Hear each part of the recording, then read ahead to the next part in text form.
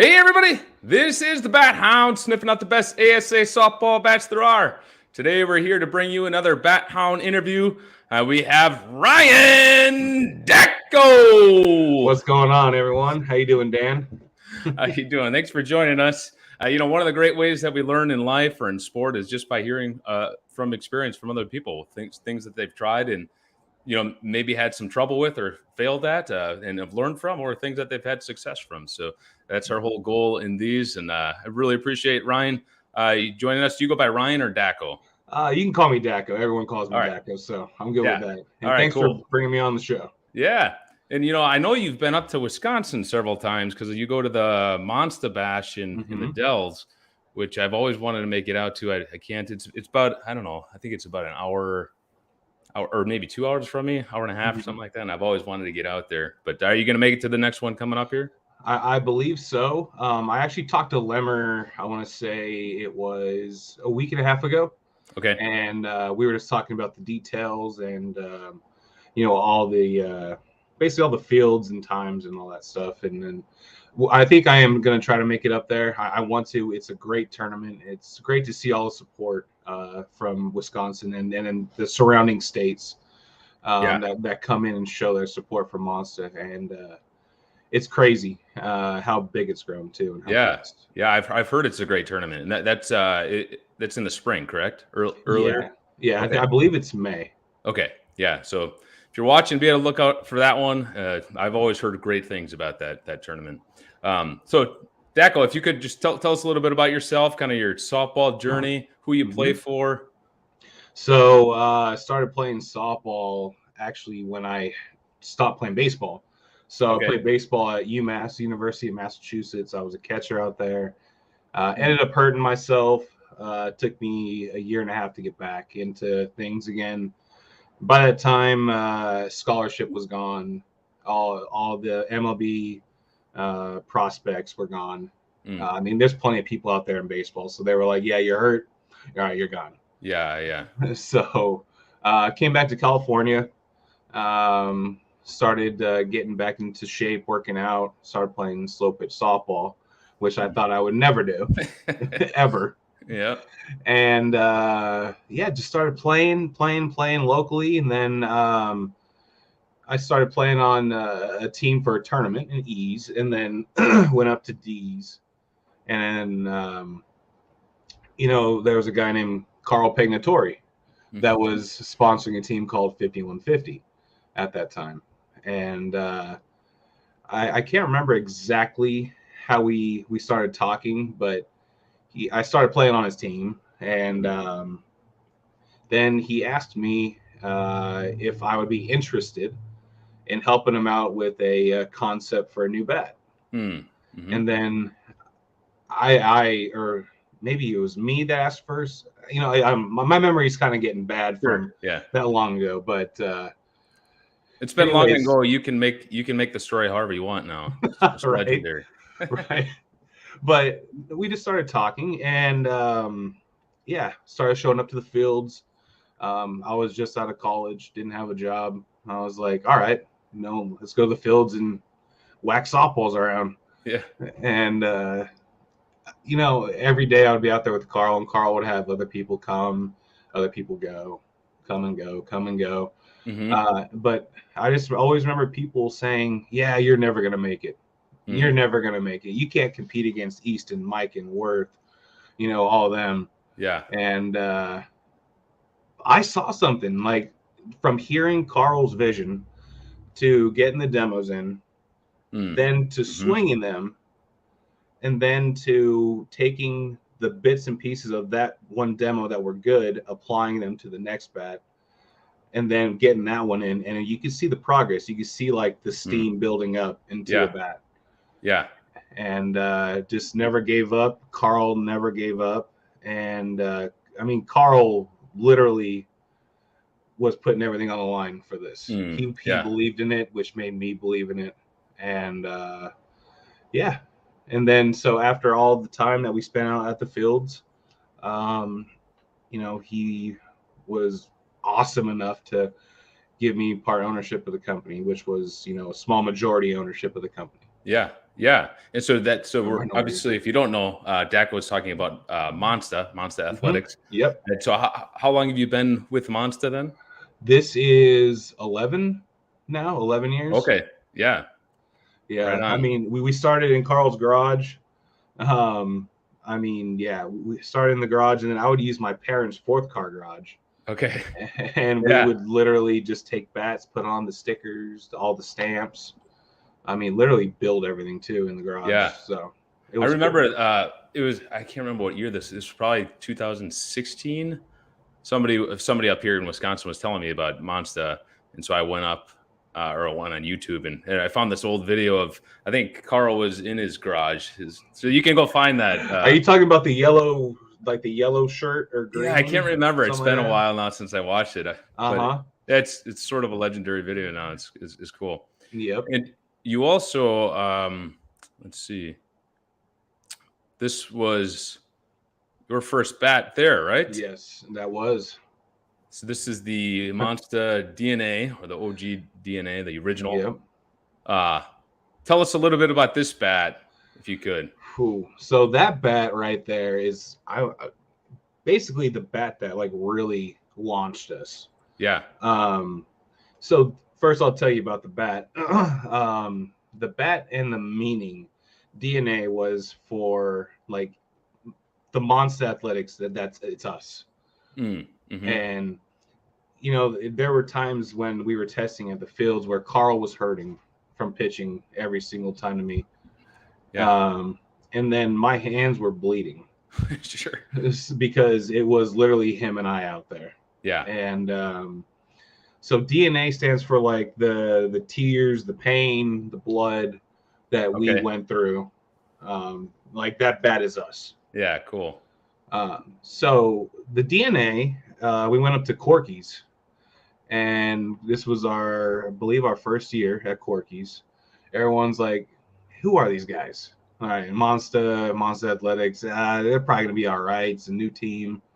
I mean, we went out there in like ghosted black, ghosted white uniforms. I mean, we looked like the Backstreet Boys out there. And no, I mean, we played a team called Tees 13. Okay. And we came into that park, and everyone was saying, Tees 13 is the team to beat around here. They're really good. And they still are really good. A bunch of great guys on that team. But so we're playing Tees 13, and we are just hitting balls a mile. We're hitting them hard. And everyone was just like, there's no way this bat's legal. You could hear it chirping from the stands behind us. And I can't remember which guy said something behind us, but they were like, Dacko's bat's dirty. There's no way that thing's going to pass. And at that time, Corky's and Lauren, they were doing the compression testing before the home run derby. So after that game was over, it went into the home run derby. So everyone was lining up. So we got our bats and stuff put away. I believe we were on the third base side, which is farthest away from the tents. Mm-hmm. So we were putting all of our stuff away. I had my bat out. And as we started walking, you would see people looking at the bats, looking at us, and following my one bat, apparently. And we get over to the compression testing thing. And I gave Lauren the bat just so everyone would see I was holding the bat. Mm-hmm. Didn't put it away, didn't do no switcheroo. Yeah. And he puts in the compression tester and pulls it, and it's like 1,300 or 1,350, and people are just like, "Oh my gosh, that's the best bat ever!" Yeah, because it can go down to like 1050 or 1150, or I believe it's 1150. Okay, so you still had a lot of room left then. Yeah. Okay. And people just couldn't believe that kind of bat was performing like it was at that high of compression. Yeah. So. And then the rest is sort of history. That's really when it took off, then you're saying? It really launched us. I mean, we did really well at that tournament, but, at that time, that's when they switched to the 52-300. Right.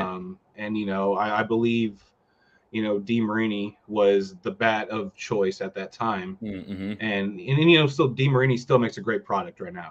I mean, we know how hard it is to make a great product. So Yeah. hats off to everyone and for them improving as well as Mm-hmm. time has went on. Yeah. And so then you also have the DNA legacy, which sadly I don't have one here, but Jeez. but that one has a 1 ounce end load.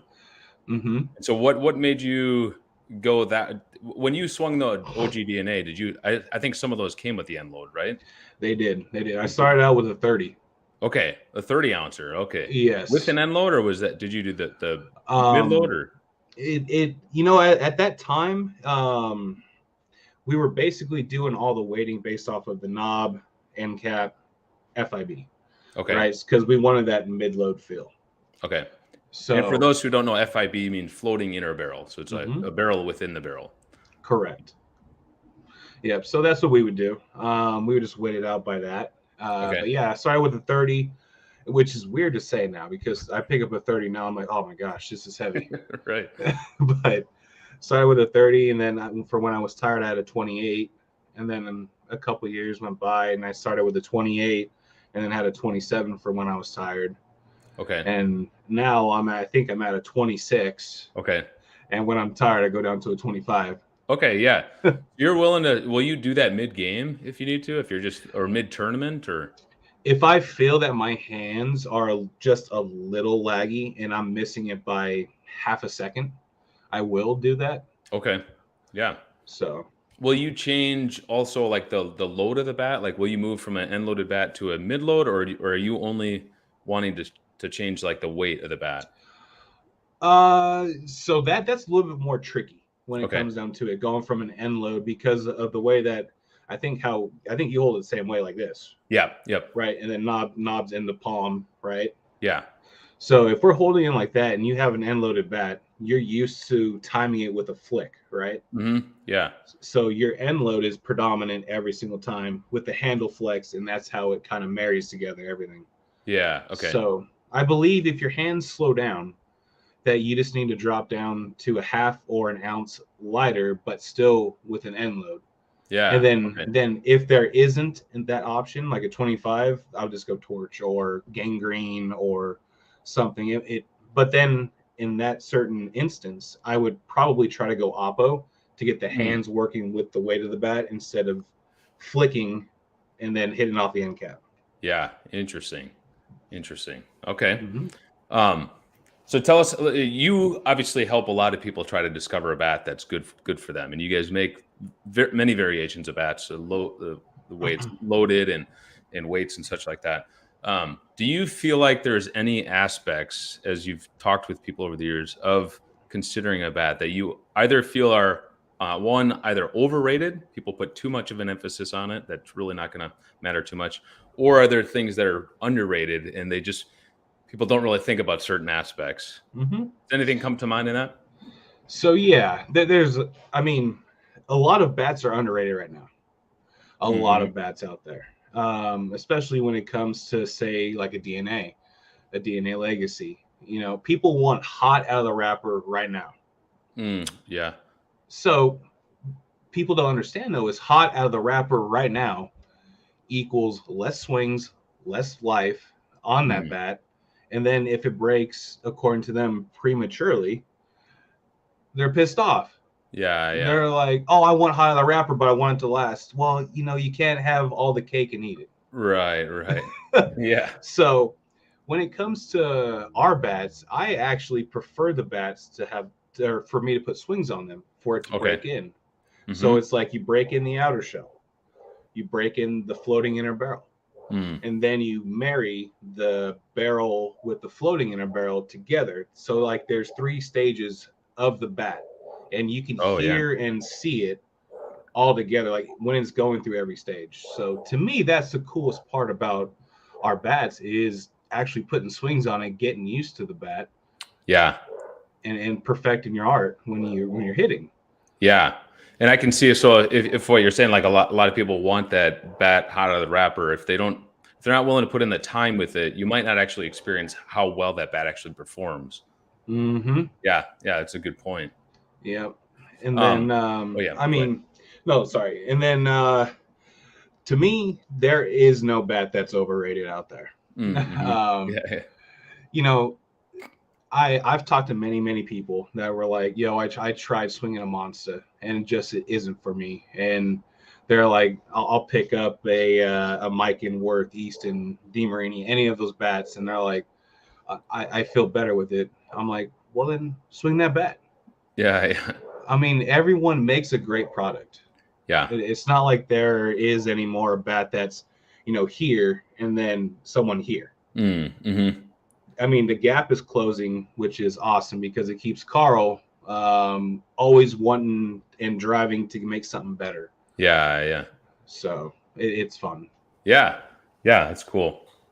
Now, obviously, over the years, you've probably adjusted a lot of things. Especially, you said you came from baseball. Actually, maybe you could tell us a little bit about that. Like, what was that transfer pretty seamless for you, or were there certain things that you felt like going from baseball to softball, you really had to adjust? And once you finally made that adjustment, it could take off. Or Out of baseball, started playing softball. I sucked. okay, I was horrible. yeah, right, And basically, I still held the bat like I was playing baseball. uh-huh, Still back in the box. When the hmm, arc was basically my only hits were up the middle okay, because you learn to stay behind the ball yeah, in baseball. So finally, one of my friends over here was like, "Get rid of the baseball mentality. mm. Throw it all away." I was like, "All right, how do I throw away what I have been taught my entire life Right, to do?" yeah, So he said, "You want to end up holding the bat like this, the overlap mm. grip." Okay, So basically, I started with a pinky. So everything was here, pinky was off, and then it okay, was that, then hmm, that, then that.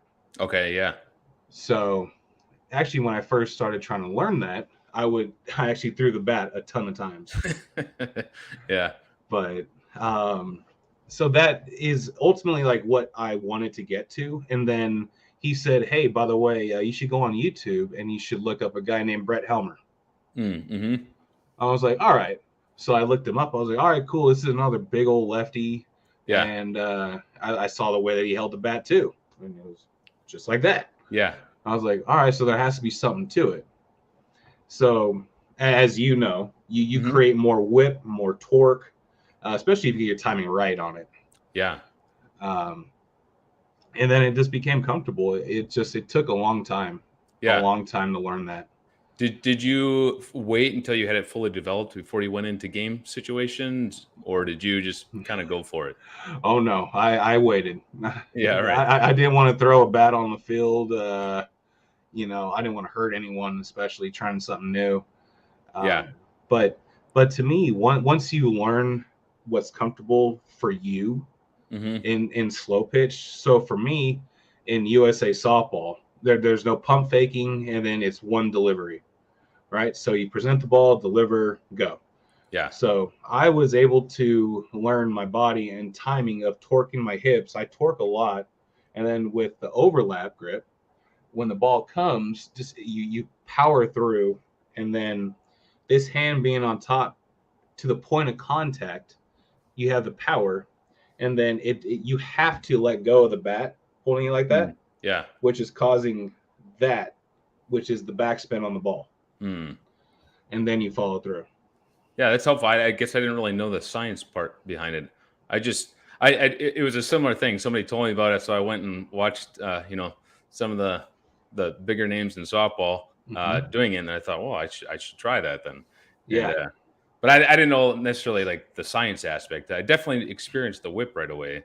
Um, Yeah. but I did a lot with a weighted bat to try to to really strengthen those muscles. Was there Mm-hmm. anything that you did to help you from like curb that, like throwing the bat, like letting it fly out? It was just honestly just repetition, Yeah. repetition. Because I was like, all right, I can't hold on to the bat fully like this. That just felt weird. Yeah. So it was just keep doing it, keep doing it. The Jimmer stick as well. I have a Jimmer stick, Oh yeah. Okay. um, Which which that's like is a weighted, pretty heavy, right? That's it is. okay. Yep, and that as well. I swing that to warm up Okay. before we play and hit. So definitely using that strengthens your forearms, strengthens basically everything. I mean, Okay. just imagine hooking up a cable to like a rope in the gym and then pulling with your front hip for explosion, Yeah. Yeah. right? So that's essentially what you're doing with the gymmer, but it's in a bat form and you're out at the field. Okay. Yeah. Now, in terms of like adjustments in your swing, would you say like the question here I was going to ask, but I wanted to hear Mhm. this baseball transfers, but maybe you actually already answered this one. The most profitable adjustment you've made for hitting would it be the grip? So it would be the grip plus where I stand in the box. Okay. Um, that took a while because I saw a lot of people in U-Trip standing with their back foot at the front of the plate, like where it starts, right? Yeah. Okay. So I saw a lot of people standing there. So I would try to stand there, and I was like, this ain't working for me. I keep Hmm. catching underneath the ball. Okay. So I started moving my foot back. So then my back foot was halfway on the Mm-hmm. plate. And I was like, all right, this is feeling better. And then I moved my back foot to the back part of home plate, and that's where I stand now. Okay. That felt the most comfortable to me. Okay. Well, no matter what kind of game situation, will you stand at the same spot every time? You have to. You have Okay. to. If you like when you get up and start playing like A, double A, and all that stuff, people Yeah. know your strengths. Yeah. So let's just say, for example, there's a situation where I can go oppo, and then if the catcher's looking down on my feet and he sees where I stand, and then all of a sudden I'm standing way off, Right. then I'm like, yeah, he's gonna go that way. Like Yeah. he's going that way. Yep. Yep. So you have to be able to stand in the same spot and be able to push the ball, pull the ball, and do whatever you want with it. Basically, staying in the same spot every time. Yep. Yep. That makes perfect sense. Hey, and make sure to subscribe to the channel. Like the video, share it Mhm. if you have not yet already. Um, Tell us a little bit about your training, either during the season, off season. I mean, I guess you're in Southern California. Do you have an off season? There actually kind of is. Okay. Unfortunately, Southern California doesn't have a lot of league night. Okay. Um, it's just, I don't know what it is. I wish Southern California had softball like the mid like Midwestern states. Yeah. It's so awesome. Yeah. They're playing out there when it's 20 degrees. Yeah. Yeah. Over here, it's just like, nah, like we're done. We're packing it up. Right. I'm like, it's 50 degrees, guys. Like, come Yeah. on, Yeah. let's go. Yeah. Our But brains freeze up here, so we just kind of do weird things. mhm. Yeah, I mean, y'all are awesome up there.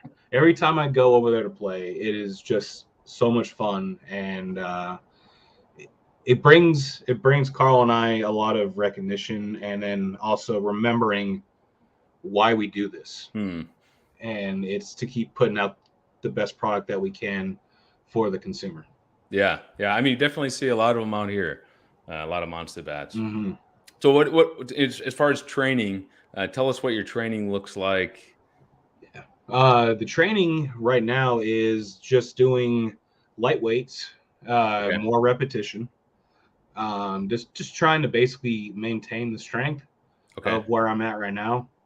Um, I mean, also right now I am doing a fast with my wife right now, Hmm. the Daniel's fast, Hmm. and basically it's where you eat nothing but straight fruit, and you get your fruits, or sorry, the sugars from the fruits, and then you do like nuts, basically nothing that's processed Gotcha. Yeah. in the world. So Yep. yeah, it's been pretty tough, but we're doing it to rely on God. Yeah. Yeah. If your body is aching and you feel like you hit a wall and you can't go anymore, rely on Him. Mm-hmm. And you're over halfway. Halfway. Yes, Okay. over Yeah. All halfway right. now. Yeah, this is day 27 out of 40. Okay. Yeah. Um. Let's see here. So you've played a lot of softball. You've seen all the levels. You mentioned when you first started, you kind of came in at E, Hmm. moved up to D. So for those who don't know, I don't really know a whole lot about any of this, but it's the lower what would you say? The lower in the alphabet. So letter E is Hmm. the lower level, and as you move up, A, and then there's double A, Double A and then major. and then major. Okay, Hmm. so you kind of climb the ranks that way. But as you kind of look, watch teams play now, are there any kind of mistakes that you feel like you see just consistently with, especially maybe less experienced players? That doesn't have to be hitting; it can also be Hmm. defense, whatever it is. Hmm. Yeah, so there's a ton of mistakes that happen even at our level. I mean, there's Mm-hmm. times where I need to be pulling the ball and I don't pull the ball. It's Yeah. just like I fall into the pitcher's pitch instead of hitting my pitch. Okay. Yep.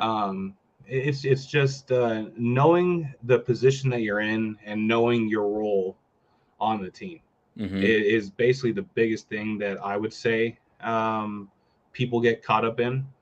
Okay.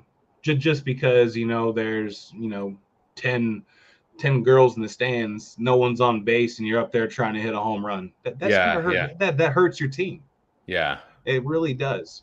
And hats off to those people that try to play the game the right way.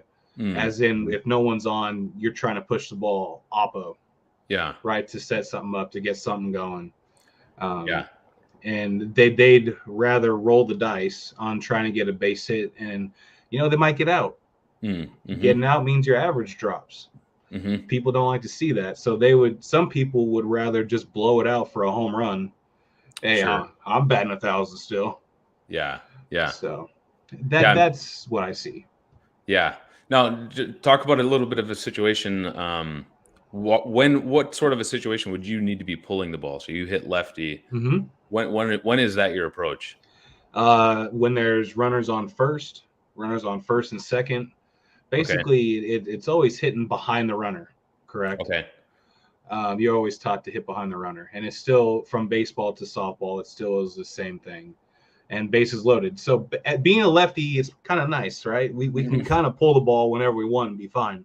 Yeah. It's when you think that you can do something in a certain situation. It's like first and second, and the pitcher throws me like an outside strike, and you take it. You're like, all right, good pitch. The next time he throws another one and it's outside, and you try to go oppo with it, Mm-hmm. and then you roll over. You're like, well, crap, there's a double play. Yeah. You didn't do your job. Yeah. So I think what you're saying too, and so if you have got first and second, you're wanting to pull the ball, you get an outside pitch, you're gonna even if it's a nice ball that you think you could drive to left field, you're gonna let that go because it's not really setting you up to pull the ball. right, Yeah, which yep. takes a lot of like restraint. So Hmm. I'm sure there's just a lot of mental training that has to go into that as well, and just really working on all of that in the batting practice and such. There is, yes, there's a lot of batting practice that goes into it. So I see a lot of people out there. They like to do tee work. Hmm. Um, I'll do some tee work, but I feel like if you do more tee work than live hitting, Mm. it actually hurts you Okay. because you're not getting your timing down with the Mm. ball that's coming in, so that you can swing and work on stuff with a live ball, with a Yeah. live pitch. So I think that a good combination would be about like 70-30, 70 live pitching, Mm. 30% tee work. Okay.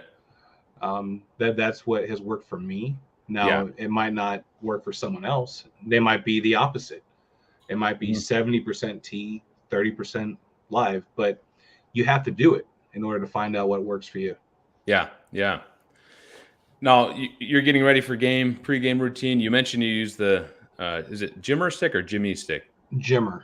Jimmer stick. So you Yes. can swing. Just walk us through a little bit of your pregame routine, assuming Mm-hmm. you have a consistent one. Maybe you don't though. Pregame routine. So the guy that is up, so let's just say I'm batting fourth. So the first batter gets on. I'm just still standing in the dugout, kind of like mentally just watching what's going on, getting ready. The second batter that's up, once he hits the ball, I go out and I grab his bat with Mm. my bat.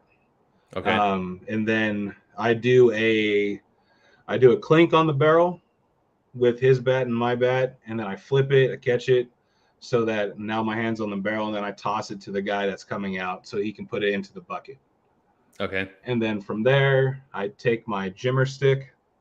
I take 3 to 4 pretty like hefty like turns and swings, not so hard, but just to get the back loose. I grab my bat, and then I do the spray on it. I do 2 sprays, just 1, 2. And then when I go in, I have to call time. Like I always ask for a verbal, please. And then I put my left foot in first, rotate it a little bit, and then put in my next foot, and then we're good to go. All right. Yeah. You feel like that's pretty consistent? It's every time. If I was at a game now, I'd be watching exactly. I'm going to see if you do that exactly. Sure, people will be watching that now. Yep. It's what I do. And, Nice. and you'll notice too that other people do. They have their routines as well. Yeah. Right. Yeah. Yeah. What's most stressful hitting situation for you?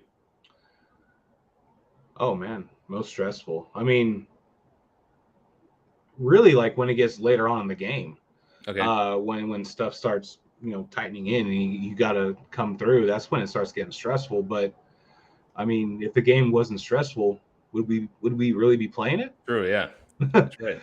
I mean, you got to step up when your name's called, and that's what makes someone really good versus good is coming in clutch situations and getting the job done.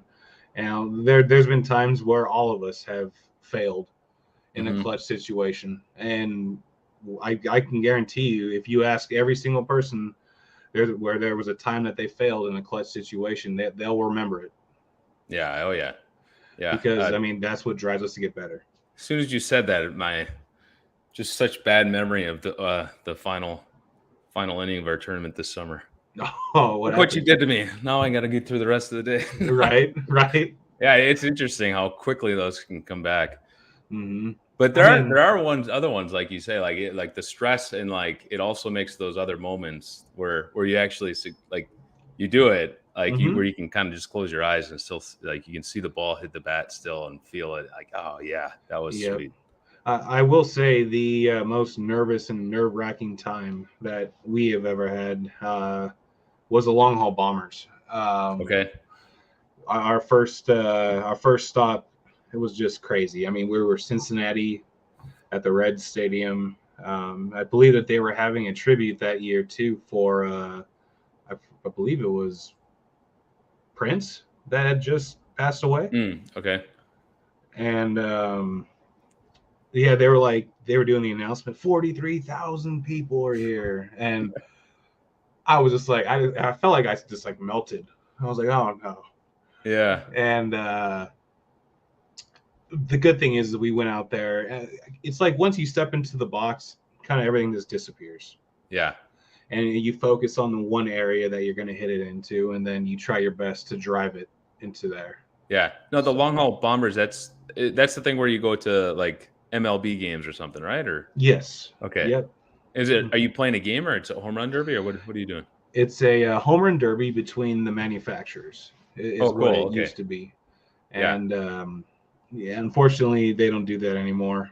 Okay. But I mean, it was a lot of fun, and I thank Carl for the opportunity to be able to go out there and do that. It was a once in a lifetime thing that I'll never forget. Being able to hit at the Braves Stadium, was the most nerve-wracking thing that I've ever done, because I'm a Braves fan. Okay, yeah. And I was able to bring my girlfriend at the time, now my wife, onto the field with me. And it's just cool, because that's something that I don't think that she would have ever been able to do if I wasn't in that situation. And seeing her smiling, and she took off her shoes and she was walking in the outfield without shoes on. Yeah. And she's like, oh, this grass is amazing. This grass feels great. So, it's little moments like that make you smile. And like when you look back on it. That's cool. Well, cool. I thank you for your time. We can wrap up there. I really appreciate you joining us, sharing your insights. Be sure to check out monsterathletics.com, where you can find some great bats. I know that currently you brought some of the collector We did. items. Which one of them being the OG DNA? Yep. These all have the alloy handle, which will be new for the Monster bats. Have you swung one with the alloy handle yet? I have. Okay. I have. So I believe that there's going to be 2 options for the alloy handle. Okay. But with these 10 bats that we're doing the collector series, I believe the alloy is going to be 4,000. Okay. Like basically stiffness, and then Okay. I believe that there's going to be another alloy handle at 5,000. Wow. Okay. So I'm sure that Carl will make a post clarifying all that stuff in the near future, but I believe that's what we're working on. Okay, cool. So be on the lookout for that. Once again, thanks for joining us, Dacko. Thanks for joining us today. Be sure to subscribe to the channel and check out some other videos. Thanks, everybody. All right, thank you.